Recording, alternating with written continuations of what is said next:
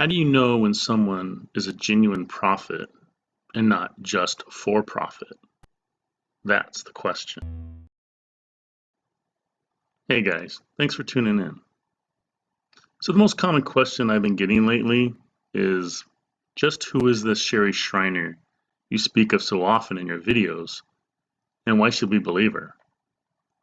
That's a fair question, especially considering you may not have been fortunate enough to run across her while she was still here. Now, for the longest time, I could have kicked myself for not finding her much earlier in her ministry. But then something occurred to me. I had awoken exactly when I was supposed to. Now, I truly believe the Father awakens people at different times in order to keep the overall energy high. When some, who have been at it for years, is probably running on empty. It's sort of like handing off a baton. Or better yet, tag team wrestling is probably a better simile, since those at it for much longer than someone like me can catch their breath before going back out there to try and awaken the bride. Now, Sherry was like no other in our lifetime. It's just a shame most didn't give her any real chance. But then again, the prophecy of Matthew chapter 7 verses 13 and 14 wouldn't be true otherwise either. Now, people keep asking me, why do you rely on what she's told you and not do your own research to corroborate her intel? My simple answer to that is, when you truly believe in your soul that her intel is coming from Father, just where are you supposed to go to find anything, anywhere to corroborate it? Disclosure agents don't even have her knowledge. Sure, they start conveying what she's been saying for years, which she was looked at as crazy for saying at the time. But now that others have jumped on her proverbial bandwagon, it's not so crazy now, is it? For example, she had been blowing the whistle on vaccines way before most, and now countless others have finally caught on. She was talking about how elections are pre-selected, how reptilians run this planet as minions of Father's puppet Lucifer, and all presidents are related through the British royalty. She talked about just how satanic Hollywood is, and what is required of someone to become an A-list actor or a successful music artist, as in selling your soul. People thought she was nuts for saying such preposterous things at the time. She was saying that America is Mystery Babylon, a revelation. She was talking about how the Christian cross is actually looked at as a curse, indicating death, instead of what we should really be focusing on, and that he had conquered death, allowing us to stay directly connected to Father during our time in our flesh bodies as well as after, which wasn't a possibility before his perfect sacrifice. And those are just a few examples of what she was light years ahead of everyone else in teaching. But I cannot forget to mention, nobody, and I mean nobody else, has been speaking on Lilith, the supposed Hebrew myth. Myth, yeah, right. That's how they get people to stay on track with their indoctrination. If it's not in the Bible, it cannot be true. So we'll be sure to leave her out of it. That will really throw them off and onto the beaten path. The dark side's been milking that for as long as they can. You can't even go to the Bible for most of what Sherry's taught because it was either left out of the good book or it was removed altogether. Like the 14 books of the Apocrypha, not to mention the Book of Enoch.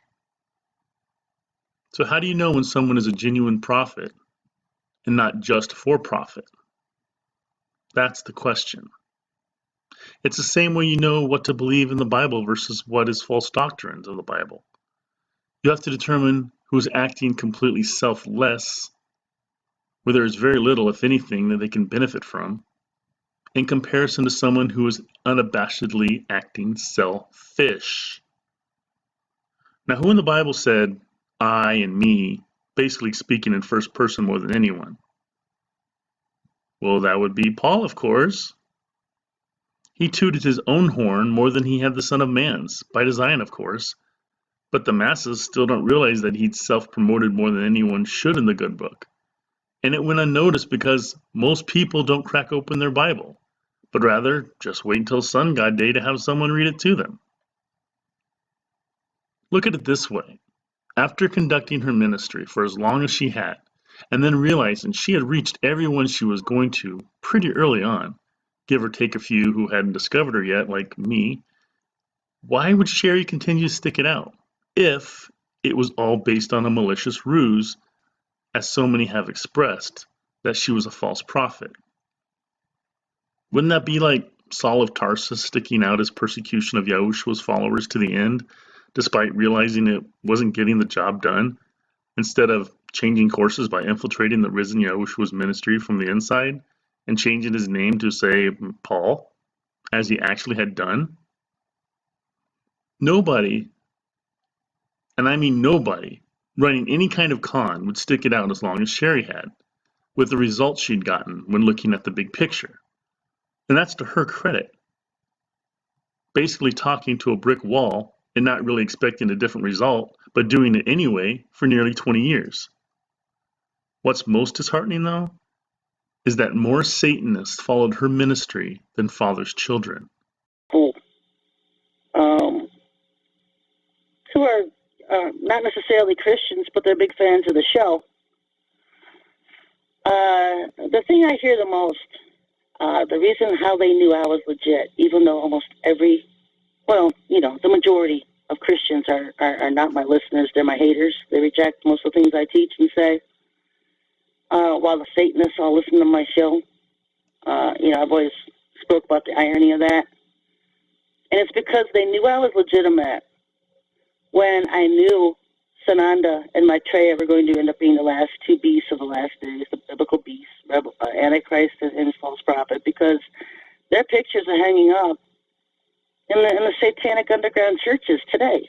You can go to the ones in Chicago, and you'll see a picture of Sananda and Maitreya and the Queen and the Pope. They've had these pictures up for years, so everyone was floored. How did you know? They want to know if I was a Satanist, if I was born in an Illuminati family. I go through the ringer of questions. I knew because that's what the Lord told me. And another thing was about Paul. Paul being a scoundrel, Paul being a false apostle, because they figured they had Christianity on that one. That's why they have no respect for the churches and stuff. They know the lies that they implanted into the Bible that the churches embrace as truth. They know Paul was one of theirs. He wasn't a legitimate apostle. He was sent in to destroy Christianity, and it was one of the first websites I put up exposing Paul. And so those two things alone have floored them. And the things I've said over the years that have been dead on accurate. And I've told the Father, I've tried to wake up your people. They hate me. They mock me. They say bad and evil things about me, behind my back all the time. They spread lies. I've tried, Now, if she was a false prophet, she wouldn't have taught that we should only use the true names of Father and the Son of Man, once we know the truth, since we have no excuse not to at that point. So it's not like she's trying to deceive her followers into believing something false, like the church does with Jesus, and why Obama agreed that Jesus is his Lord and Savior, because he knows that most people don't know the truth. I want to thank God is the one and only true living God, the creator of heaven and the universe. Jesus Christ is God. Jesus Christ is God. Jesus Christ is the Son of God. Jesus Christ is the Son of God. I agree. You are anti-Christ because he said,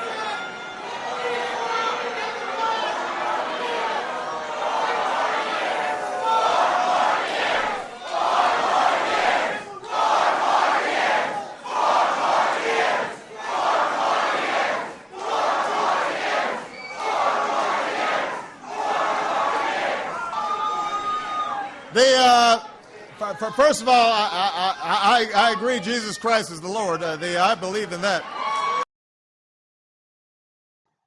There isn't one thing I'd heard come out of her mouth, or have while reading her radio show transcript since she'd gone home to Father 18 months ago, to even consider she wasn't legit. Again, in the grand scheme of things, the small amount of success she'd had concerning reaching the church to wake them up would have been a total waste of time for as long as she'd stuck with it if she were actually in it only to deceive the masses, since the masses are the precise group who wouldn't give her the time of day. And the dark side relied heavily on that fact always being the case. Let me ask you this. Now, if you were a bank robber, would you put everything at risk when knowing that each subsequent bank on your list only had a few $100s to steal? Would it even be worth your time, much less freedom? Of course not, is what I'd assume you'd say as a consensus. The longer she stayed with her ministry, the more people hated her, especially the church. Yet, Sherry had stuck with it anyway because she loves Father more than anything. And she undoubtedly kept Ezekiel 33:6 in mind the entire time, not to mention Psalms 94:16 and Hosea 4:6 and Amos 3:7, among other scriptures. She knew she was going to be the butt of jokes, but that didn't faze her in the least, because once you realize you're not of this world, but merely in it, nothing, and I mean nothing else matters, especially people's opinions of you, because you're working toward eternal life and nothing else. That's where I'm at now, and why I'm not hesitant to reiterate her ministry. I realize people I know are probably talking behind my back, much less keeping me off their invite lists. And that's okay, because I know what comes with this purpose in life. But it's nothing in comparison to what Sherry had endured. I cannot imagine enduring what she had for as long as she had. Now, if you read Jeremiah chapter 28, Jeremiah condemns Hananiah, son of Azur. Basically, Hananiah was ultimately punished by death for spreading false prophecy, when he had announced publicly in the temple, while all the priests and people listened, that this is what the Lord of Heaven's army, the God of Israel, had told him. He said, "I will remove the yoke of the king of Babylon from your necks. Within 2 years I will bring back all the temple's treasures that King Nebuchadnezzar carried off to Babylon." Now, believing Hananiah was being truthful, Jeremiah said, "May your prophecies come true. I hope the Father does everything you say. But know this, the ancient prophet who preceded you and me spoke against many nations, always warning of war, disaster, and disease. So a prophet who predicts peace must show he is right. Only when his predictions come true can we know that he is really from the Father." Hananiah replied by telling the crowd that this is what Father had said. "Just as this yoke had been broken, within 2 years I will break the yoke oppression from all the nations now subject to King Nebuchadnezzar of Babylon." Soon after this confrontation with Hananiah, Father gives this message to Jeremiah.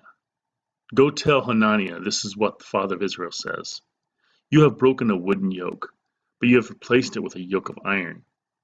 I have put a yoke of iron on the neck of all these nations, forcing them into slavery under King Nebuchadnezzar of Babylon. I have put everything, even the wild animals, under his control." That's when Jeremiah, the true prophet of Father Yahuah, knew that Hananiah was a false prophet, and the people were believing his lies, making him even that much more dangerous. And Jeremiah had told Hananiah that Father Yah conveyed to him that his life will end this year, and 2 months later, Hananiah was dead. Now, my point to this is, Sherry was, and posthumously is, still hated and despised because her truth is what a lot of people would refer to as doom and gloom, that there is no good news for the future. Be that as it may, that still doesn't stop it from being true. Again, the church teaches that the day of the Lord looks glorious, when the Bible describes it as being the complete opposite. Remember, Yahushua is not coming to bring peace, but rather division, even in the same households, with a sword. Now, because Sherry wasn't a spin doctor, most people refused to believe her because the masses would rather be spoon-fed lies than forced to swallow the truth. They believe what they want to because that is precisely what most are comfortable with. Through what else? All together now, generational indoctrination. Now, you may be tired of hearing those two words at this point if you've been following my channel for any considerable amount of time, but I'm going to keep saying it because it has to be repeated over and over and over, before it really starts to sink in that we have all been mind programmed. You could think of it as reprogramming your system. If we repeat something enough, it sticks with you, like a bad song you awaken to in the morning and cannot get out of your head all day long. In any event, you may think you're too smart for that to happen to you, regarding being deceived to the point of being mind programmed. But that's part of mind control, because it's not our fault. We're not to blame for believing whatever we've been told since we can remember. What we are to blame for, though, is not coming to this conclusion when it's brought to our attention by being willing to put pride and ego aside and admit we have been badly deceived just like everyone else. And now we seek truth only from Father Yahuah by sitting at his feet, childlike, eager to learn anything he's willing to teach us, never to return to man-made religion again. You can look at religion, every religion, as a supervisor, and Father as the manager. Now, anyone familiar with an office environment knows that the supervisor is the buffer between the employee and the manager. Well, in the church's case, they're more like the dam, preventing any information we give to them from leaking to the manager because we go to them for answers instead of going over their head and going directly to Father. The church and religion as a whole keeps us separated from Father because through mind control, yes, mind control, just another way of saying altogether now, generational indoctrination, through mind control we are led to believe we don't need him. And because we are sinners, we're not deserving of his attention. Now, as I explained in my confession video, which I'll include in the description, the church doesn't want you to build a relationship with Father. In fact, they want you to think you're not even worthy to speak to him. So, just tell us and we'll get the message to him for you. Wink, wink. Gee, what does that sound like? Catholicism and its confessional, perhaps? The granddaddy of all Christian denominations? So before my awakening, as I'd explained in my confession, I felt like I was a burden to God. I didn't even know his name at that time, so like most, I just referred to him with a vague title. Essentially, I had felt like I could do it without him. Not that I renounced or even denounced him through my personal trials and tribulations. I can honestly say I never turned my back on him at any point. I just didn't want to bother him, so I wanted to prove to him that I wasn't one of his children that he had to worry about. Now, I know why I felt that way, that being religion. And now I know why that way of thinking was the complete opposite of what he actually wants from his children. It only had taken me 42 years to figure that out. Let's see, that's equivalent to a life sentence in prison and then tack on another 12 years for good measure. But better late than never is what I always say. Now getting back to Jeremiah and Hananiah, of the two being followed in the last decade primarily, that being Sherry Schreiner and Jonathan Kleck,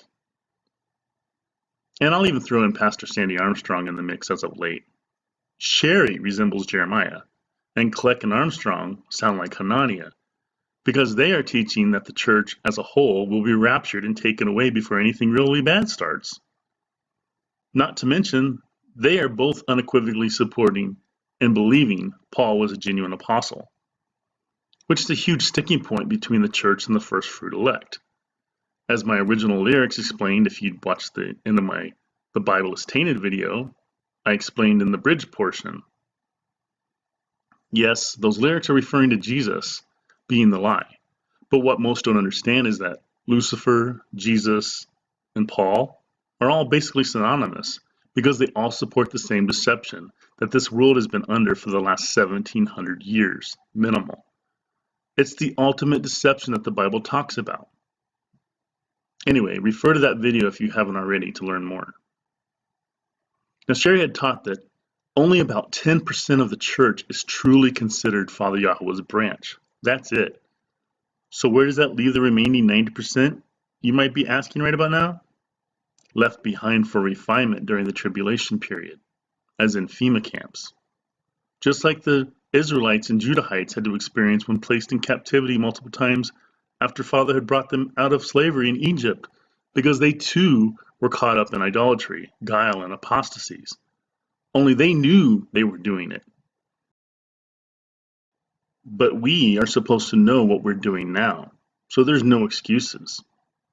If you turn to the exact middle of the Bible, which is Psalm 118, verse 8, it explains it all right there for anyone who opens it and actually reads it without waiting for someone to read it to them. If you do wait, you'll be waiting for a long time, because I do not remember any preacher ever reciting that particular verse in church during all my sleeping years. Now, I'm not remotely saying Kleck and Armstrong, among others, are not serving a purpose for Father, so I'm not going to bash them in any way. I believe that Kleck and Armstrong truly believe that what they're saying is true, so they believe that who they're hearing it from is God. Even Billy Graham served a purpose, which was to deceive his massive congregation into believing he was a true minister of Father's word, because they didn't bother to test the Spirit. They didn't believe they had to. After all, he, like any other televangelist, preached from the Bible, right? So they believed man over Father Yahuah, going against Psalm 118:8. Newsflash: Satanists and Lucifer himself know the Bible forward and backward, inside and out. And you can bet the false prophet and Antichrist will be preaching from the very same book. Why would that be? Because they know it's not even close to being 100% true. Yet the masses will believe anyone who preaches from it. They can cherry pick the Bible to control the narrative. Now, I've said it before and I'll say it again. Father Yah has created everything, dark, light, good, and evil, all to be used for his ultimate purpose. Now, how many times in the Old Testament did we read that Father had hardened a Pharaoh's heart or a king's heart to act in a certain way for him? Or even softened one's heart, like in Ezra chapter 1 in the case of King Cyrus, who allowed the exiles of Judah coming out of Babylon to return to their promised land and rebuild Father's temple, with all expenses paid. But regarding Kleck, when you compare his number of subscribers of 135,000 to Sherry's 20,000, which was half as many as that when she was here, and she'd had her channel up 2 years before he'd had one, and even had an established radio show in place 7 years before that, I ask you, how is that any different than the congregation size of televangelists like Kenneth Copeland, Benny Hinn, Joel Osteen, Billy Graham's megachurches, in comparison to the 10% of the church representing Father's true branch? Now, while you digest that, another reason I know Sherry was a prophet and not for profit is because everything she taught or had written is available online for free, including her book she'd written. Now, she had said, the Lord hates the commercialization of his name. In one of her transcripts from her radio shows, she said, the Lord hates the most, more than anything, is commercializing his name. And I think they can make a ministry in a lifetime out of writing books and making and writing and creating videos and selling them. You know, if you look at all these mega preachers on TV, it's what they do. It's their living. They're commercializing the Lord's name, and they make their livings off that. And so, well, I don't make a salary as a preacher, but I'm making my millions off my books and my videos. Yeah, they're commercializing his name. Can you imagine? I mean, I can't even imagine if I decided to charge for all the info he's given me all these years and say, look, the Lord just described heaven to me. Buy my book if you want to know what it is. You know? I can't imagine. You know, because what he tells me, I tell his people. You know, when he anoints you for something, if he anoints you as a messenger or an emissary or a rabbi, teacher, that's an anointing. And you're responsible for that. You're going to account. You're going to account for that. You have to account for that. What are you going to do? Say, well, you know, I put it in a book and tried to sell it. They wouldn't buy it, so it's their fault. So they don't know what, they don't have the information. They don't have the knowledge. You know, it isn't going to work like that. You know, these people are not anointed. They're not appointed by him. And there's nothing that they have to say that I would think would be worth paying for, because it's not from him. It's from their own wisdom, their own thoughts. And so there are rewards, and you are rewarded, and you are set at different levels of service in heaven based on your faithfulness on earth. Did you follow his commandments? Did you observe his Sabbath and his feast? Were you a generous person? Were you compassionate? Did you feed the poor? Did you clothe the poor? All of these things. That the Lord accounts to him, service to him. Most people don't have the mindset of, well, I go to church on Sunday. That's fine. Did you observe the Sabbath on Saturday? Because that's the real one. What are you doing with your time? There's a Proverbs that says a rich man shares his food with the poor. A wise rich man shares his food with the poor. Service to him. Doing things for him to build the kingdom. Now, Sherry had also said that it would have been so easy for Father to just dump a bag full of money on her doorstep to make her ministry as easy as possible. But that would have just prevented her from getting other people involved, much less awakened. Her ministry was donation driven for a reason. People think she became wealthy from it. Hardly. It was donation driven in order to get more people involved because she was here to awaken Father's army, not create one. What people just don't seem to understand is that everyone born during this last generation of mankind, which would be the year 1948 and going forward, has a purpose for being born now versus any other time in history. It's either to serve Father or to serve Lucifer. And it's up to each one of us to come to that conclusion on our own and ultimately decide what we're going to do to help once awakened. What really irks me is those who question her death simply because they have scoured the internet and cannot find an inkling of it being true. A lot of people actually believe she faked her death to run away with all the money she'd collected through donations. Again, she had made sure all of her information was available for free. So I won't even dignify that remark with a response. Now, I don't know about you, but if I were going to fake my death because, say, I'm in debt up to my eyeballs or someone is trying to put a hit out on me, I'll tell you what I'll be sure to do. I'd make sure my death was as public as possible to ensure as many people heard about it as possible. I'd definitely make sure that my obituary was easily accessible. What most don't know about Sherry is that she was a very private person in order to not only protect herself but her family. Someone in her unique position as Father's mouthpiece had to be. Very few people had known what she looked like now compared to the single picture she had on her website from high school. Some even questioned her last name, claiming that that was a definite sign of her being a secret operative. Huh? I mean, that would be like David Duke spelling his last name with 3 Ks instead of the standard one. Anyway, now I'm sure some of you are thinking, hey, how do we know God didn't kill Sherry for being a false prophet? Fair question. And my answer to that is, she had taught that he had always told her that when he takes her home, that would be the signal for the first fruit elect, that things are about to happen, because Lucifer wants her gone before he gets the ball rolling. And Father would be removing his light from this planet soon thereafter. Well, shortly after she'd gone home in early January of 2018, we had that quote-unquote false scare in Hawaii regarding the missile launch. And if you've really been paying attention to what's been going on since, it's just snowballed from there.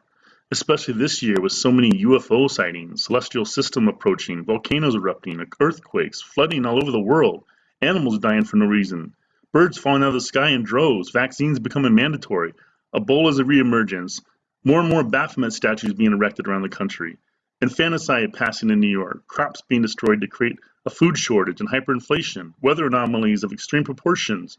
Basically everything she was criticized for saying would happen and now is. Don't forget what I'd said in previous videos.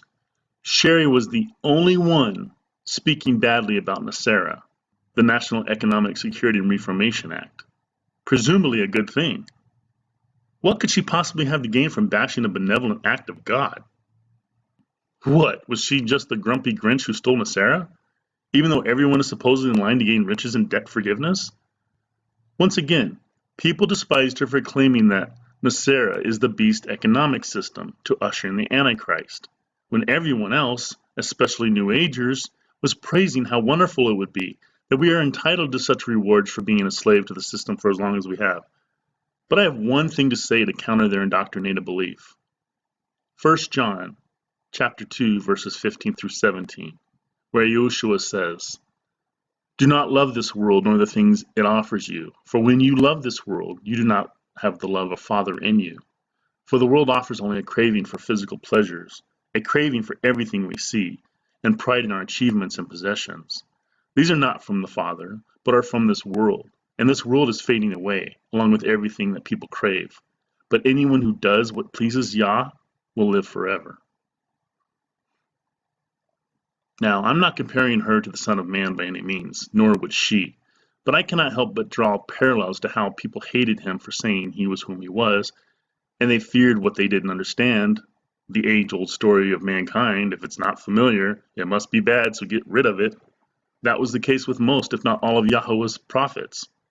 Yahuah had even said in John chapter 15, verse 18, "If the world hates you, remember that it hated me first. The world would love you as one of its own if you belonged to it, but you are no longer part of the world. I chose you to come out of the world, so it hates you." At any rate, in the awakened community, there's an expression, the dark night of the soul. It's when you awaken to your own aha moment or two, and then you're left confused, in denial, which invariably leads to some level of depression, some deeper than others. It happened to me. But ultimately, you have to decide if you're just going to wallow in your misery because of how messed up you now know this world really to be, and just sit in the dark feeling sorry for yourself. Or are you going to pick yourself up by your bootstraps and decide to make a difference? You can probably guess which path I decided to take. Otherwise, we wouldn't be having this one-sided conversation right now. Remember, once you know what's going on, little by little, until the dam completely bursts and truth floods in at an exponential rate, especially if you're now seeking truth only from Father, there's a fine line between silence and complicity. We owe it to Father's mankind to join the fight against evil and realize our reason for being born now, of all times. Once you realize everything around you is basically distractions to keep you from learning the truth, you realize what has to be done. You can even use some of those distractions, like movies and music, for research purposes, and start to see things as they really are, understanding that there is no such thing as coincidences, that everything has a purpose for happening. You can either join the fight or pretend it's not really happening, which doesn't stop it from being true. Now, most people would rather believe a lie than accept the truth. They get mad at people like me for trying to share truth, while flocking to people spreading lies. The saying "the truth hurts sometimes" is very true, but ignoring it is not the answer either. It's still going on, and once you know, you're more guilty of not doing something than having never known. Leviticus 5:1 says that if you're called to testify about something you have seen or that you know about, it is sinful to refuse to testify, and you will be punished for your sin. Now, undoubtedly, most of churchgoers are simply going to say, "Yeah, but that's the Old Testament. We're under a new covenant now." Well, they fail to realize that Father's law was never done away with, just as Yahuah explains in Matthew 5:18. The false Pauline doctrines led the church to believe they no longer applied. See a pattern yet? And nobody had joined the fight for Father more than Sherry in this lifetime. As Amos 3:7 explains, Father doesn't do anything without revealing his plans to his servants, the prophets. Every era, Father had a mouthpiece. Who were they in each era? I have no idea. But there's a reason so many things are being revealed now, more than ever before in history, because this is the last generation of mankind. We have just completed the 120th Jubilee, which are 50 years in length. Now, when you multiply 120 times 50, you get 6,000 years. How much more time does mankind need to get the picture, especially this generation? So because my dad was born outside of 1948, it occurred to me that I can beat my head against a wall trying to convince him of what I know to be true, but I'm just wasting my time because he's not meant to awaken. Otherwise, his soul would have been placed into a body during this generation. Now, some might say, well, that's because they're set in their ways by that age. And that's probably true, but why weren't they born during this generation is the million-dollar question. Knowing I was born now for a specific reason is so humbling to even consider, which just makes me want to serve Father even more than I already am. That's why I'm here, after all. People are constantly asking the age-old question, what's the purpose for being here? What's the meaning of life? I can only answer that question for this generation. I've figured out my purpose in life. Now it's up to everyone else to figure out theirs. Hopefully, my videos will help you realize yours before it's too late. After all, I'm just continuing Sherry's ministry, which is what got me to the point of realizing my purpose. So there's no reason my videos shouldn't get you to yours. I'm just paying it forward for Father. Will you do the same? Is the question. God bless.